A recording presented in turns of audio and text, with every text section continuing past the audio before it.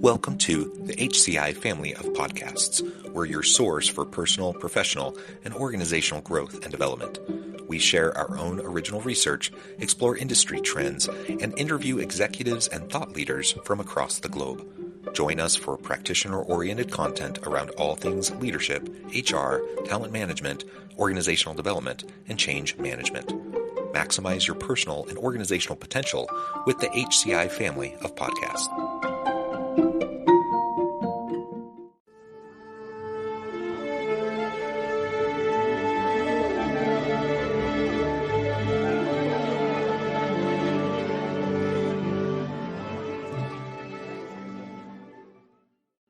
Jennifer McCollum, welcome to the conversation today. It's so great to be here with you too. Thank you for having me. It is a pleasure to be with you. Where are you joining us from? The Washington, D.C. area. That's where I have made my home for nearly 20 years. Well, great. Angela, Schill, and I, we're both here in Orem, Utah. And today we're going to be talking with Jennifer about the benefits of women-led companies and women leaders and some of the positive outcomes that come from really embracing that, and how to overcome some of the systemic challenges that sometimes face women in the workplace. I'm going to start by just sharing Jennifer's bio with everybody. Jennifer McCollum is on a mission to create better leaders and workplaces by advancing women and promoting inclusivity. She's an accomplished CEO, speaker, and consultant, and the author of the new book, In Her Own Voice, A Women's Rise to CEO. This book uses data and personal stories to shed light on the unique challenges women face on their journeys to leadership, providing actionable insights for aspiring leaders and organizations. She has presented on hundreds of stages, podcasts, and webcasts across the globe and featured in the Wall Street Journal, Fast Company, Forbes, and Psychology Today. And that's just a snippet. I could go on and on about Jennifer's tremendous background. But Jennifer, I'll pause there. Anything you would like to highlight by way of your own background before we dive on into the broader conversation? Well, only that as a woman leader, I have gone through multiple decades of seeing the progress that we've made. I started my career in the 90s, and it was really difficult to be a woman in leadership then. Into the 2000s, now up into the 2020s, things have gotten a lot better. I think the challenges are just changing. They're less overt in terms of discrimination or harassment, and they're more nuanced. And so Linkage, the company where I have been CEO for the last 5-6 years, is on a mission to change the face of leadership. So I have been privileged to be both a woman, a leader, an executive in an organization dedicated to advancing women and other underrepresented populations. I have so many questions for you. I think I'm curious though. We've heard your bio, but can you tell us more about your background and what led you to where you are today so that we can kind of get a context for what you're doing now? I would love to. And I will say, when I was in college, I was pretty clear that I wanted to be a broadcast journalist. My dream job was to be on the Today Show as the co-host.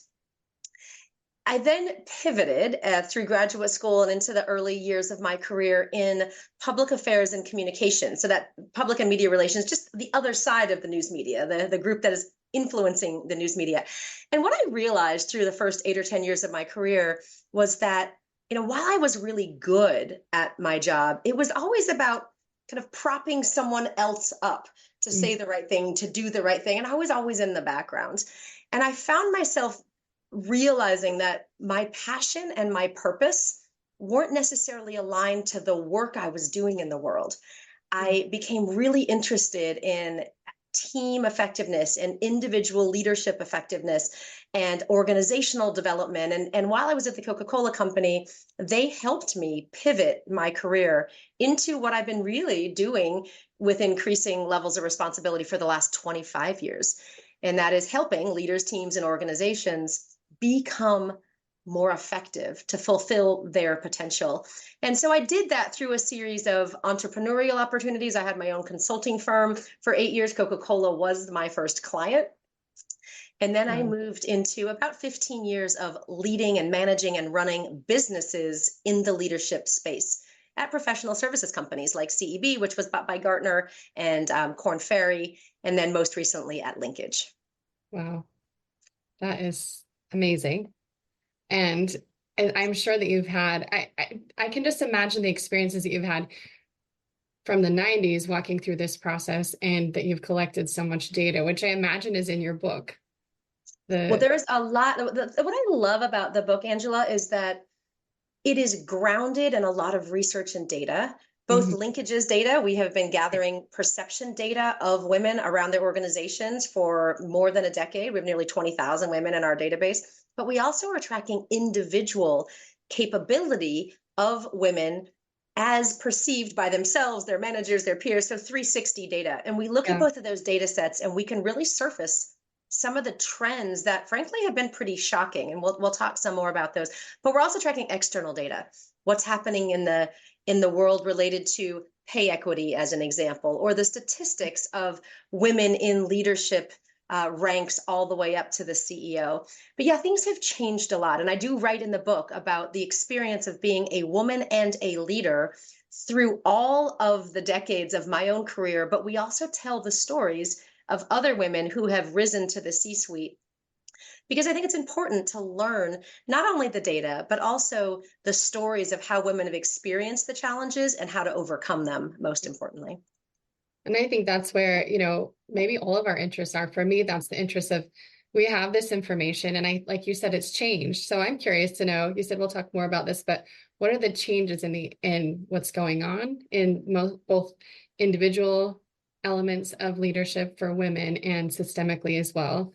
And then how to make the shift, and the people who are kind of blazing the trail like you, what has been helpful, and as things have shifted, how does that help me to shift? Ooh, Because that's a big question. Let's see if sorry, we that's a can. lot. I'm trying to let's see if we can We break can it down break a it little up. bit. Sure. So when we talk about how things have shifted, most often we're talking about external bias. And while it is very obvious that it has gotten better, it still exists. So I mentioned pay inequity. Mhm. It is still very real, even for white women, but even more importantly for Black, Latin, other intersections of race and ethnicity. By the time they get kind of 30 years into their career, they will have lost more than $1 million to men in similar positions. And that's just because our starting salary is lower.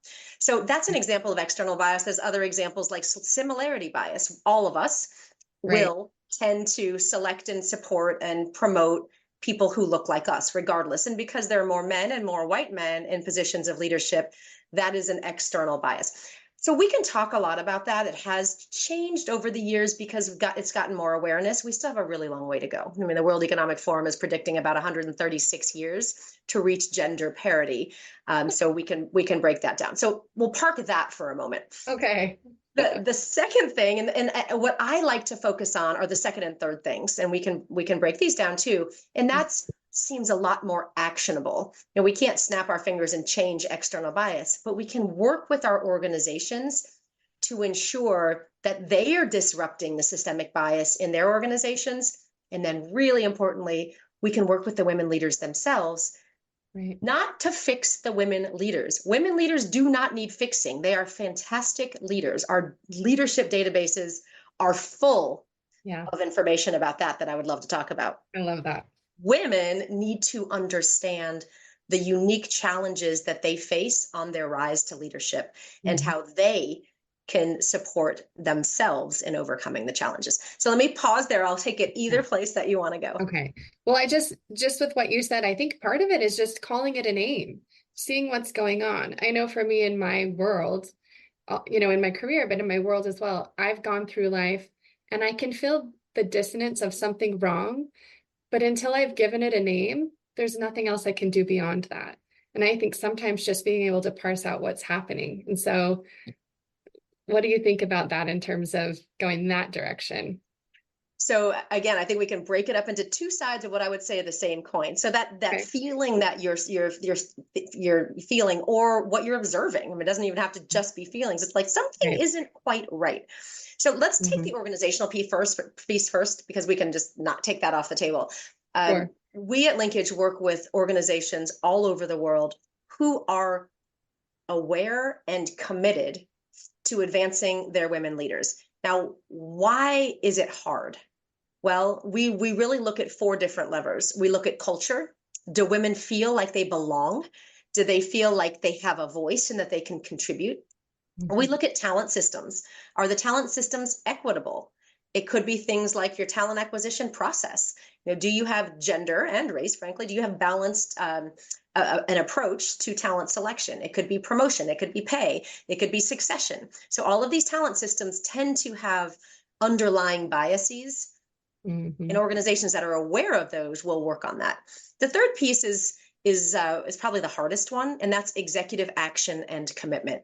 So there are organizations full of really well-intentioned leaders. Most 70+% of our senior leadership in our organizations, at least in this country, it's often worse in other countries, are men, mostly are white men. And I have found that most of them are very well-intentioned. They just don't know how to be part of the solution. Right. So we actually work on, it's not just saying the right things. It's what do you actually have to do behaviorally? What does it look like to be actively sponsoring women, using your power, using your influence, not only to point someone at the door, but to pull them through the door and ensure they're successful. So we call that sponsorship. I was just going to say, different from being an ally, right? Yes, that's right. So we kind of tease apart what's an ally, what's a mentor, what's a coach, and what's a sponsor. And for executives, we really work on sponsorship. And then finally, the fourth one, which kind of bridges to the next piece, is called leadership development. And we really tease this apart too. It's actually not leadership development for leadership development's sake. We actually all need to be more effective leaders across the spectrum of gender. This is leadership development unique to women because we know women face these unique hurdles. And again, that's why I always say it's not about fixing the women. It's about building awareness of this unique hurdles. Now, development can be formal, formal leadership development and training or coaching. It can be informal, things like access to stretch experiences.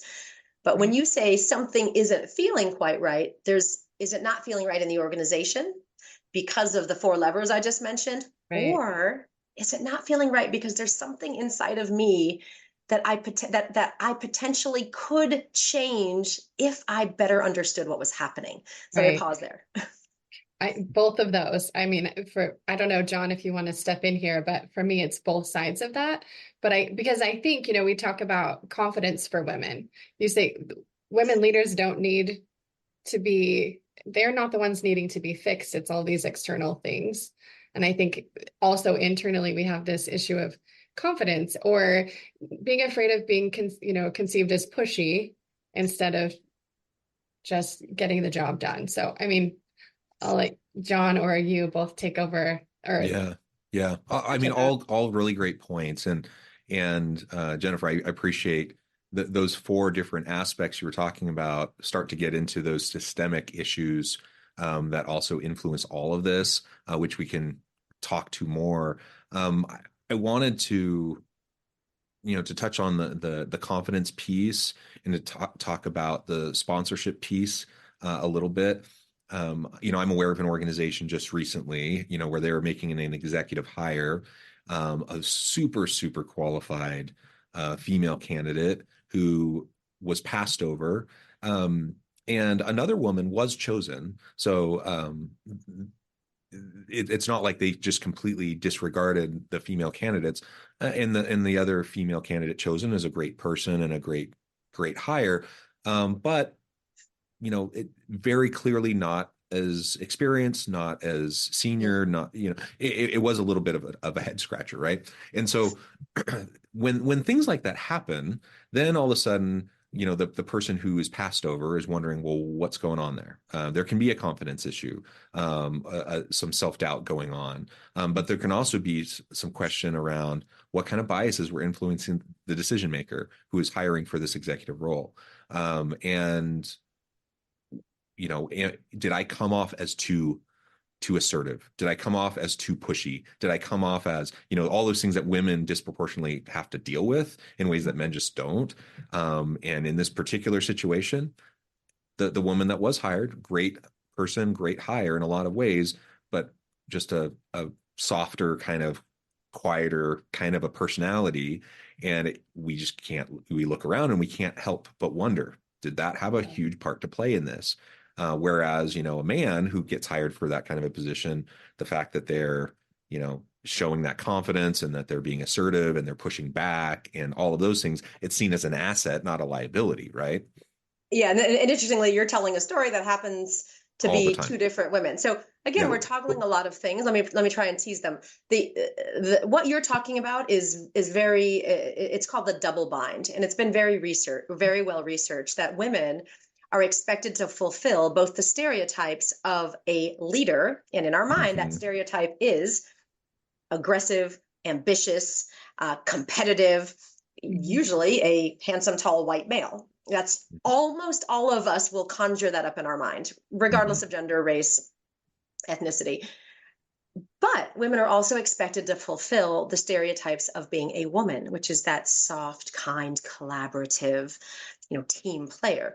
And so with women, we're expected to, we can be one or the other, but we're never seen as both. So I tell a story in the book about how I was called early in my career a cupcake with a razor blade inside.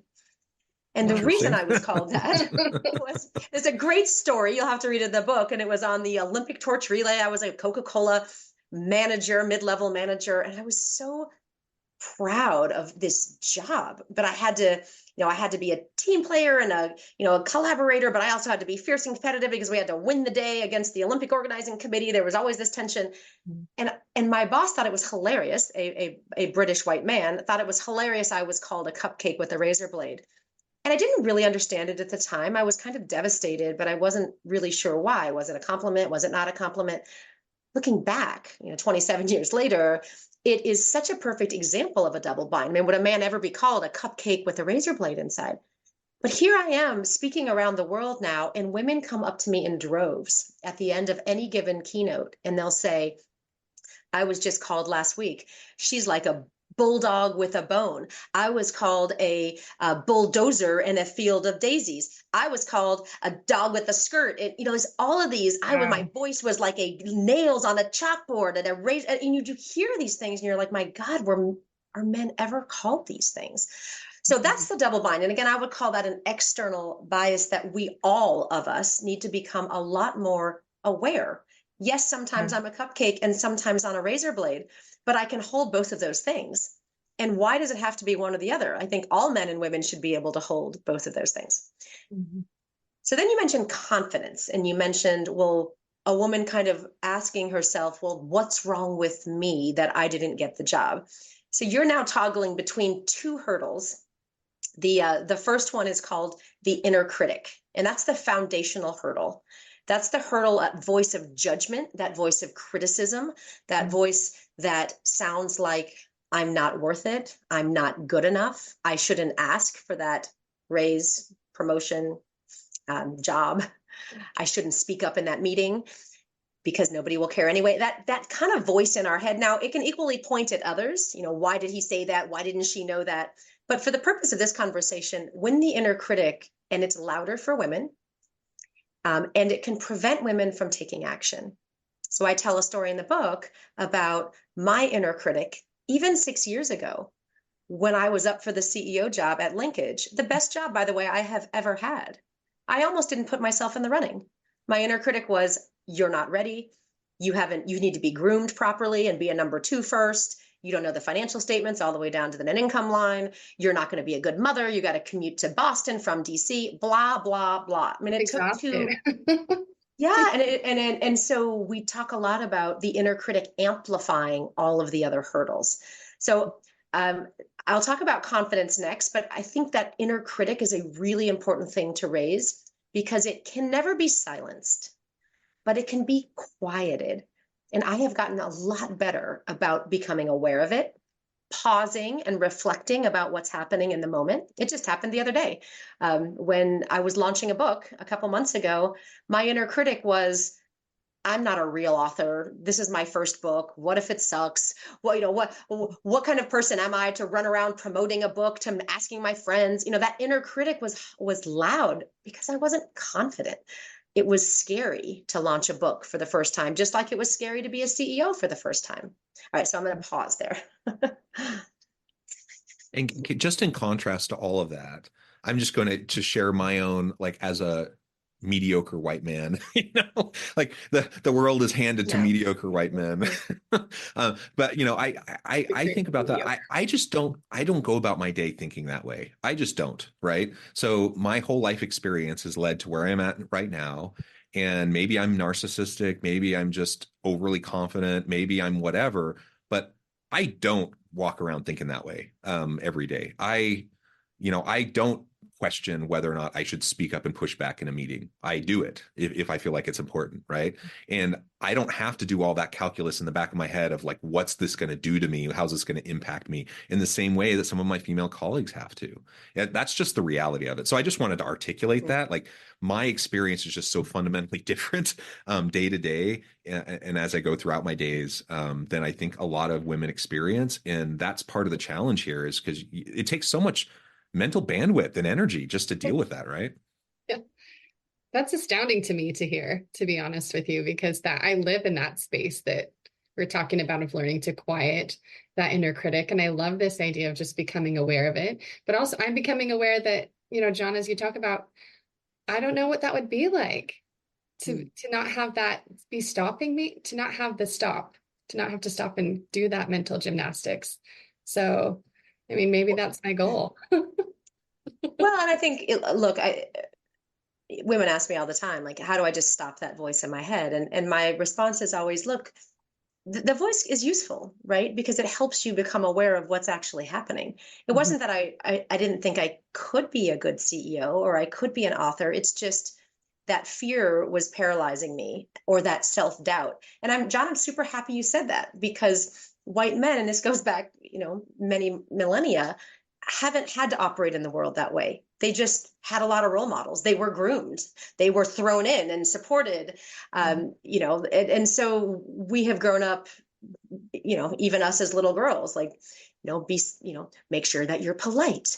It's better to listen first. And men haven't had those same constrictions put on them. Okay, so fast forward to confidence. And, it's interesting, the story I just told about, my inner critic flaring when I was launching the book, and this was only a couple months ago.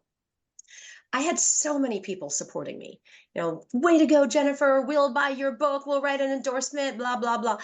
And then I had one moment where one of our family friends texted my husband and said, your wife is really out of control with her book promotion, IMHO, in my humble opinion, right? And he was, it was the day we were trying to go for the Amazon Best New Release. It was a really big deal. And yes, I was engaging my network and he was helping me. And it just brought me to my knees. I mean, my inner critic flared up. Who do I think I am? What am I doing? And my husband didn't get it. He just said, what is the problem? Why do you care so much about what one person is saying? And he was trying to talk me out of my inner critic, and I wasn't ready. Right? I needed to pause. I needed to reflect. I needed to find compassion for myself, maybe compassion for the guy that did it. And then I needed to get curious. Is this a story I'm telling myself? Is this true that I'm a fake author, that I'm, that my book isn't good? And so I had to really reconcile. Now, John's probably like, I've never done any of that.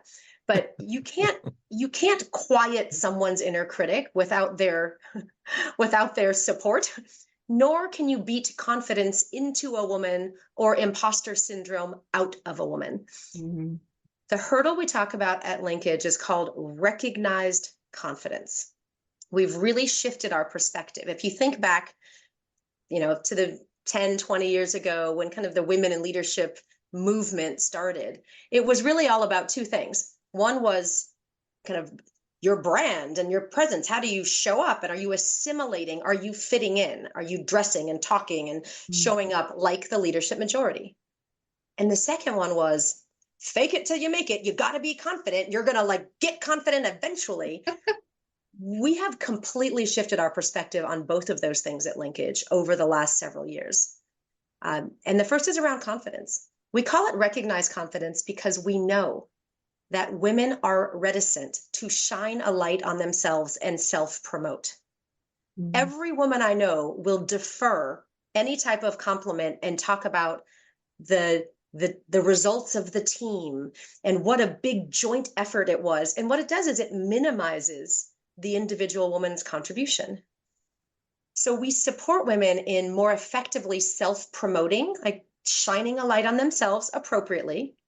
But we also look to people like John and say, hey, if I'm not able or willing to shine a light on myself, can you help me? Yeah. And an example of that is an executive team meeting a couple months ago at the company that acquired us. I was a new executive team member, integrating into the company. And our chief knowledge officer and I were having a great conversation. The CEO, Johnny, pulled us all back together, and Alex is his name, kind of blurted out what we had been talking about. Now, he was right. We had been talking about that. And Johnny said, Alex, that is such a good idea. I want to hear more. And Alex turned right to me and said, oh, no, that wasn't my idea. That was Jennifer's. And I'd like her to talk about it. It was such a beautiful, simple example of allyship, of someone else shining a light on me. One of the things in the prep materials for today, there's this kind of this interesting irony, perhaps, of sometimes the biggest allies and sponsors for women are some of the men around them, and oftentimes some of the biggest critics are the women around them. Yeah. And that only increases the complexity here and the challenge around the self-talk and the confidence and the imposter syndrome and all of that. I hope on my side, I hope I can be a good ally and a sponsor when the opportunity permits. I hope that I will be aware enough to do what your colleague did, to point your direction, to give you the credit. Maybe we can take just a minute and talk about, like, how do you navigate this weird situation where sometimes your biggest critics, those people trying to pull you down, are the very women around you, rather than some of the men who you might expect to be the ones to do that. Yeah. And you know what, 10, 20 years ago, it was a real fear, right? This scarcity mentality. Yeah. There's so few women at the top that there's only room for one. And so this competition between women was real. That's no longer the case. And so when I work with women now, especially senior and executive level women, it's, we talk about this mentality of an abundance mindset. Now there's the reverse is happening sometimes, where even white men feel like, they are being threatened by the rise of women or other underrepresented populations. My perspective is a very abundance mindset perspective. There are more leadership roles to be filled than we have people to fill them. So it's in our collective best interest to lift others as we rise, because it helps us rise. And I tell stories in the book as well about what is our responsibility as leaders, especially women leaders, to lift others up. The largest hurdle women face is what we call proving your value. And proving your value is our tendency as women, early in our career, all the way through up to the point to the senior executive level where you just simply can't do anymore. Our tendency is to put our head down and work harder and harder and say yes to more and more and more. And it could be the first shift at work, the second shift at home, the third shift being what I call the staff care, not the child care. We tend to say yes and volunteer and just hope that people will notice how good we are. We deserve the promotion. We deserve the raise. We deserve the accolades. And let me tell you, that does not happen. It just doesn't happen very often. It is our job as women to notice when we are over rowing the boat, and to know that that will lead straight to burnout. And instead, much earlier in our careers, we need to learn how to say no. No is a complete sentence, as I often say that. But we also need to learn how to inspire and delegate. And I tell a story about my incredible colleague, Kristen. Kristen was my chief product officer. I've worked with her in multiple jobs across 13 years. And she came to me and said, Jennifer, you're running the company, we're selling the company, you're writing the book. We were starting the strategic planning process, and this is in the middle of 22. And she said, I want to run the strategic planning process. And it was like this light bulb went off of, like, of course you should run the strategic planning process. You've been watching me do it. I don't need to do it. I don't have to own it. Mm-hmm. Let me tell you something. She did it better than I have ever done it. And the output was incredible. And I was kind of questioning, why didn't I let go of that a lot sooner? I didn't have to do it for, the last decade. That's amazing. Yeah. I've experienced that in my workspace at the university. that's been so uplifting for me is to have my female colleagues support me and put me into positions to shine a light on things that I don't think I would have had the confidence to do on my own. So I can attest to what you're talking about. And I have to say, I'm really looking forward to reading your book. It sounds absolutely incredible. And just, I love what we've been getting to hear from your experience in putting that together and from your life as well. But oh, well, thank you. Well, we've kind of danced around maybe three of the hurdles. There's the inner critic plus 7 hurdles. And so we've talked about the inner critic. We've talked about recognize confidence. Now we're talking about proving your value. So I won't spoil all of them, but I will say the 3 highest hurdles are proving your value. The second is clarity. When I ask a woman, do you know what you want? What does success look like a couple years into the future? Most women either haven't thought about it, they say they're too busy to do it, which is the kiss of death. Busyness is not a virtue, right? So I also say, like, that's not a badge of honor. Do not wear that, right? And then so that's, or they say, I'm afraid to say it, because if I put it out there in the world and it doesn't happen, isn't it worse than not declaring it at all? So that's what I tend to hear. So the gift of clarity is it actually helps you overcome the rest of the hurdles. What do you say no to? How do you want to build your brand? How do you want to be recognized in that confidence? Clarity really helps with that. And then the third one is making the ask. Are you really asking for what you truly want? Or is it the watered down version of what you think you deserve or what you think you can get? So those are the 3 highest hurdles. I love it. Jennifer, thank you so much. As Angela said, I think this is going to be just such a great book to go through, and I'm really excited for that. I note the time. I think we could go on forever, but we need to let you go. You're a busy person, and you have other things you need to go on to. Before we wrap things up for today, I just wanted to give you a chance to share with the audience how they can connect with you, find out more about your work, where they can find your book, and then give us a final word on the topic for today. Thank you. Please, please, please reach out to me on LinkedIn. It's Jennifer McCollum, Linkage, CEO. And you can get the book anywhere you get books, but the easiest place is on Amazon. In Her Own Voice, A Woman's Rise to CEO. A little promotional note. Just this week, it won what's called the Book Pal Owl Award, the outstanding work of literature in women and business. So I was really excited about that. Congratulations. Thank you. And I guess the last thing I would say is that and I love how this conversation has danced from what's happening out there externally, what can organizations do about it, but critically, what can we do as individual women leaders or as men who support them? This, to change the face of leadership, it's going to take all of us. Yeah, well said. Well, Jennifer, thank you so much. Angela, thank you. I encourage the audience to reach out, get connected, find out more about what Jennifer can do for you. Check out the book. And as always, I hope everyone can stay healthy and safe. That you can find meaning and purpose at work each and every day. And I hope you all have a great week.